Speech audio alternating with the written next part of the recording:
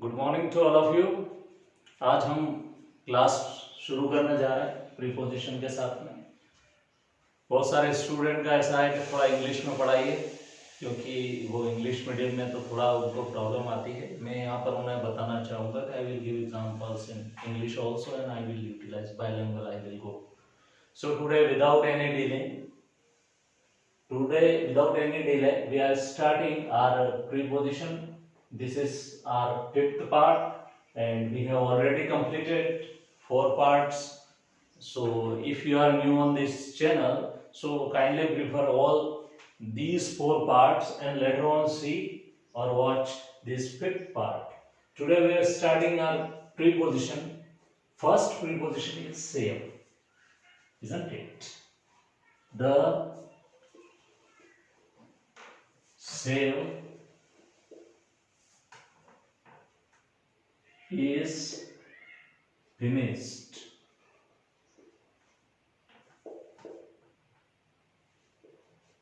What is this meaning? The sale.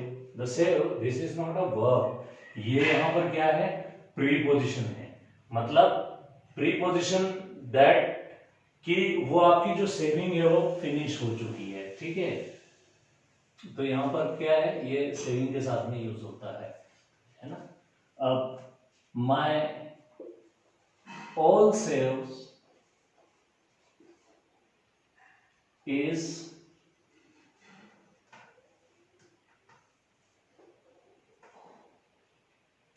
My all save is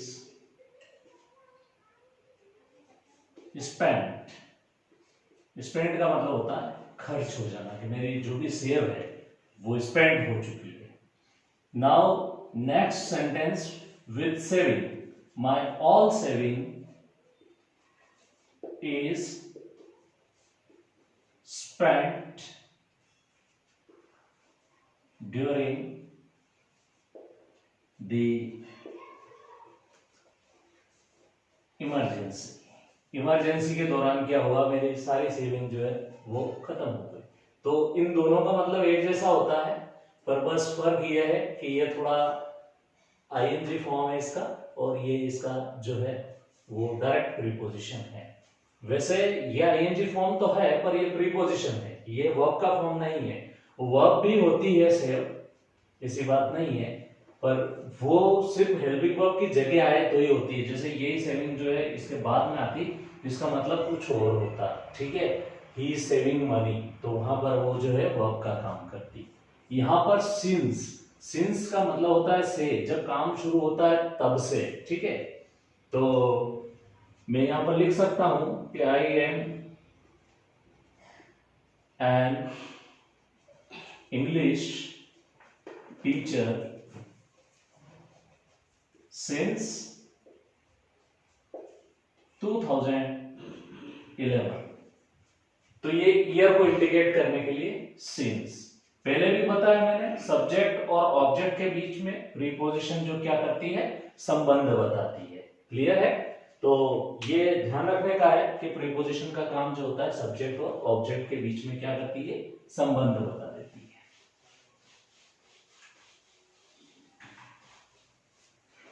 next preposition देखते हैं। मैं इनको हटाता चलता हूं ताकि आपको कंफ्यूजन ना हो। आप चाहें तो वीडियो को रोककर इसे देख सकते हैं। और बहुत बहुत धन्यवाद, आप रेगुलर क्लासेस का बेनिफिट उठा रहे हैं और साथ में अपने फ्रेंड्स को भी सेंड कर रहे हैं। कल अच्छे व्यूज आए और आप अच्छा बेनिफिट उठा रहे हैं। देखो, मेरे पास जो है वही दे सकता हूं मैं आपको, और मेरे पास में ये थोड़ा बहुत ज्ञान है, तो ये आप लीजिए, अपने जीवन में इसका फायदा उठाइए। कल आगे चलकर आपको इसका बहुत बेनिफिट उठाना है, और लोग आपकी रिस्पेक्ट आपके ज्ञान की वजह से करते हैं। दैट्स व्हाई आपको इस पूरी चीजों को सीखना है। ठीक है, अब अगली प्रीपोजिशन है देन। देन का क्या मतलब होता है? देन ये हमेशा दो चीजों की कंपैरिजन जब हम करते हैं, ठीक है, तो यूज होता है। पर बात तो वही है कि आखिर में ये सब्जेक्ट और ऑब्जेक्ट के बीच में संबंध ही बताता है ना। तो आई केम, या यहां पर एक सेंटेंस लिखेंगे, this shirt is costly than T shirt. ये शर्ट जो है वो टी शर्ट के कंपैरिजन में ज्यादा कॉस्टली है, तो ये देन प्रीपोजिशन का यहां पर यूज हुआ है। अगली प्रीपोजिशन देन, ये कंपैरिजन जब करते हैं, तुलना जब करते हैं, ठीक है। और ये थ्रू का मतलब होता है उससे गुजर कर। तो the road passes through the forest, ठीक है। तो थ्रू का मतलब उस फॉरेस्ट से गुजर कर, से होकर, ठीक है। थ्रू आउट मतलब लगातार, तो यहां पर सेंटेंस बनेगा through out, throughout heavy snowfall, throughout the heavy snowfall, he or I visited his house. Snowfall होने के बावजूद भी मैंने उसका घर विजिट किया। टिल ये तक के लिए यूज होता है जब हमारे पास में कौन सा समय होता है, लास्ट का समय होता है कि मैं इस काम को 11 बजे तक कर दूंगा, जब वाक्य इस प्रकार से हो। If we are having a sentence like that, if we have only time of indication which is last is used as a till. So now we are starting a sentence with the till. Lata will finish her work till when she will finish 11 AM. Till means जब खत्म होने का समय तक, ठीक, 11 बजे तक वो अपना काम फिनिश कर लेगी। अगली प्रीपोजिशन की तरफ बढ़ते हैं। कल भी करवा दी थी मैंने, पर आज फिर देख लीजिए। टू ये डायरेक्शनल सेंस में यूज होती है, जाने के सेंस में हमेशा इसका यूज किया जाता है। फ्रॉम हमेशा आने के सेंस में यूज होती है। तो यूज करते हैं इसका, I am going to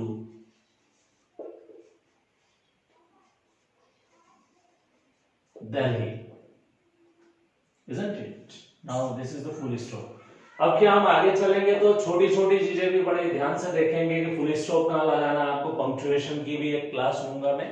mostly लोगों को पंक्चुएशंस नहीं आते हैं तो बहुत बड़ी प्रॉब्लम होती है इंग्लिश में, खास तौर पे पंक्चुएशन का एक बहुत बड़ा रोल होता है। तो आप बने रहिए, इस चैनल को देखते रहिए, ताकि आपको अच्छा से अच्छा बेस्ट नॉलेज जो है इंग्लिश के बारे में मिलता रहे।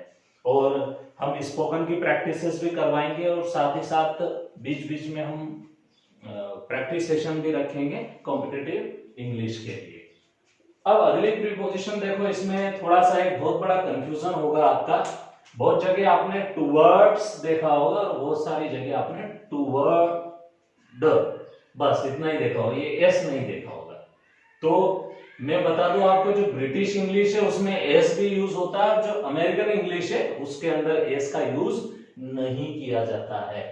अमेरिका के अंदर भी इंग्लिश बोली जाती है पर उसको थोड़ा सा फॉर्म को शॉर्ट कर लेते हैं। Americans make the short forms, और वेपर में भी उन्होंने ओ हटा यू हटा दिया, कलर में भी उन्होंने यू हटा दिया। तो उनको क्या शॉर्ट फॉर्म में चाहिए और जल्दी बोलने वाली, तो हर एक चीज का शॉर्ट फॉर्म जो है वहां उन्होंने निकाल लिया। जैसे टैक्सी को वो कैब बोलते हैं, वाहन को वो ऑटोमोबाइल्स बोलते हैं ना। Vehicles is generally spoken in British throughout the British accent and automobiles are used. अपन लिखते हैं ना ऑटो डील, ऑटो डील मतलब वहां पर ऑटो नहीं बेचे जाते हैं, वहां पर वाहन बेचे जाते हैं। तो दिस इज फॉर व्हीकल। उसी प्रकार टुवर्ड्स एस किसके साथ में, ब्रिटिश एसेंट के साथ में यूज होता है, ब्रिटिश इंग्लिश के साथ में यूज होता है। और इसका मतलब क्या होता है, की तरफ, की तरफ।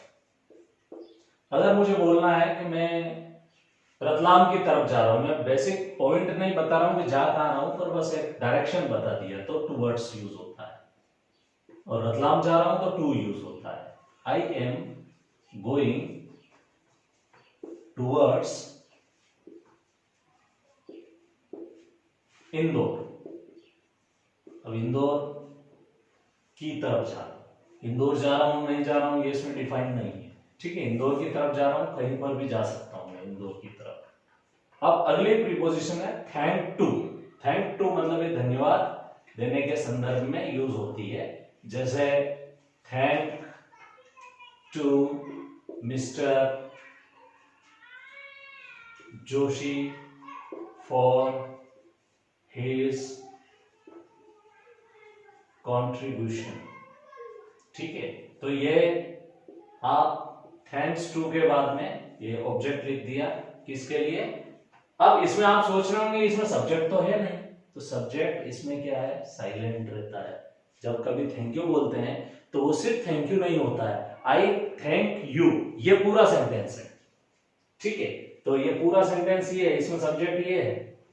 हाँ, इंग्लिश थोड़ी ऐसी भाषा है कि उसमें थोड़ा कॉन्सेप्ट जो है वो क्लियर होना बहुत जरूरी है ना। और जिसने इसको बनाई वो व्यक्ति बहुत महान था होगा, क्योंकि उसने ऐसी चीज बनाई थी जो अक्सर लोगों को समझ नहीं आती है ना, ऊपर से जाती है। छोटी से छोटी चीज बहुत इंपॉर्टेंट है इसमें, ठीक है। टुगेदर विथ मतलब साथ साथ, ठीक है, साथ साथ। Please send Ram together with Lakshman. तो टुगेदर विथ मतलब साथ में। एक ये आपने देखा होगा वर्सेस, ये अक्सर मैचेस में यूज होता है। Today is match between India and Pakistan, उसकी जगह आप ऐसे लिख सकते हैं, बिटवीन मतलब के बीच में, और वर्सेस मतलब के विरुद्ध। तो टुडेज मैच आप ऐसा लिख सकते हैं, इज इंडिया वर्सेस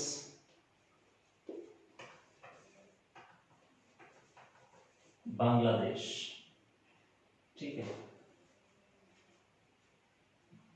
बांग्लादेश, मैंने पाकिस्तान का नाम इसलिए लिया क्योंकि वो बहुत बेकार कंट्री, इसलिए अपन नेपाल भी लिख सकते हैं यहाँ पर, ठीक है। तो यहाँ पर अपन नेपाल भी लिख सकते हैं। अच्छा, क्रिकेट मैच नहीं लिखा है मैंने, मैच कुछ भी हो सकता है, ठीक है। वाया, वाया का मतलब होता है रूट के लिए यूज होता है। Please come via Indore, Indore होते हुए आइए। वाया मतलब से होकर आना या से होकर जाना, ठीक है। अंडर का मतलब और अंडरनीथ का मतलब थोड़ा सा मिलता जुलता है। अंडर क्या होता है, जैसे एक पेड़ है, इसके नीचे कोई चीज है तो ये आएगा अंडर, ठीक है।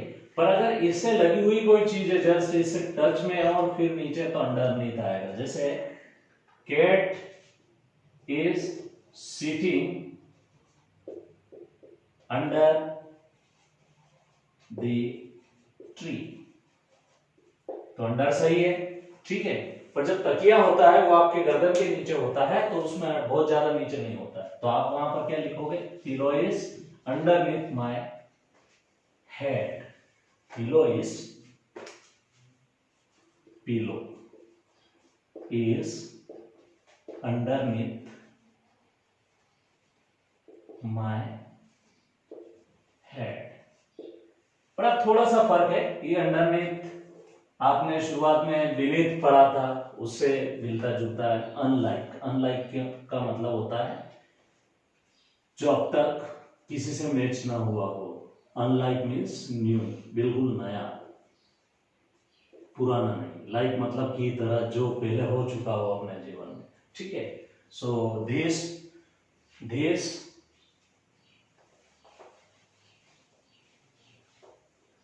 कोविड-19, ठीक है, कोविड-19 इज अनलाइक डिसीज,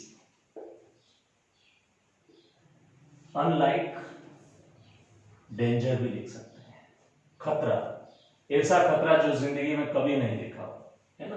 और देखा हो तो लाइक, तो अनलाइक। अनटिल मतलब तक, ठीक है। अनटिल सिर्फ आखिरी का समय हो, ठीक है। तो टिल और अनटिल दोनों एक जैसे ही हैं लगभग। आई विल या आई शेल कम अनटिल, नहीं सॉरी, इसका मतलब होता है जब तक, और उसका मतलब होता है तक। तो जब तक मैं फिनिश ना कर दूं आप यहां से नहीं उठेंगे।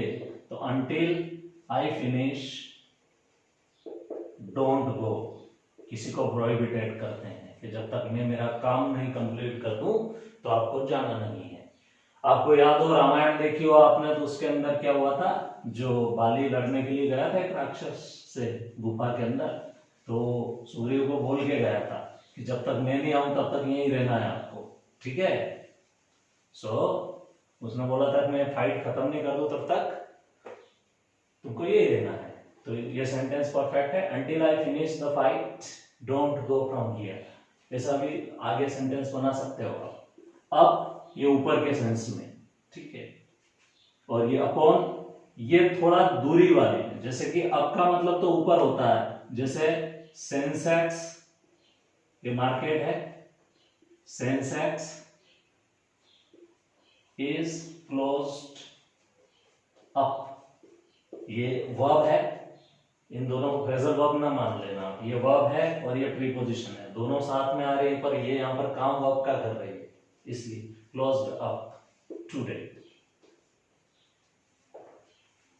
अपॉन थोड़ी हाइट में, जैसे एरोप्लेन उड़ता है तो अपने बिल्कुल सर के ऊपर नहीं उड़ता है, थोड़ा ऊपर उड़ता है। तो plane is upon my city, plane is flying upon my city. आप चाहे जैसा बना सकते हैं सेंटेंस, आपके ऊपर है, ठीक है।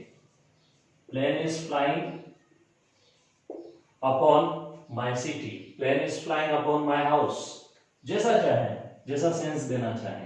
अप टू मतलब आखिरी तक, शुरू से आखिरी तक, मतलब 2 यूनिट्स जब बताएं तो my class is 6 up to graduation.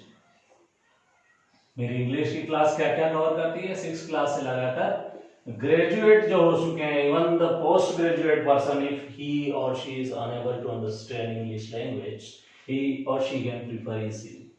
Next is with and without. अगर एक सिखा दूंगा तो आपको दूसरी अपने आप ही आ जाएगी। सो विथ बहुत यूज होती है आजकल, don't worry I am with you, false promises are done by friends, ठीक है। चिंता मत करो मैं साथ हूं, don't worry I am with you, with you मतलब साथ हूं। विदाउट मतलब के बिना, ठीक है। तो अगला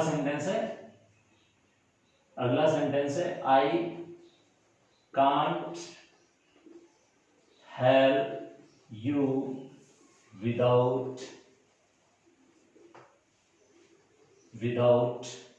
एनी परमिशन। कहीं से जरूरत लगती है आपको परमिशन लेने की तो आप बोलेंगे मैं बिना परमिशन के आपकी मदद नहीं कर सकता। तो ये परमिशन के सेंस में यूज होता है। किसी भी सेंस में I can't help without money, I can't help you without any tools, techniques और whatever. So this is the worth. Worth का मतलब होता है कीमत, ठीक है। This marker वर्थ्स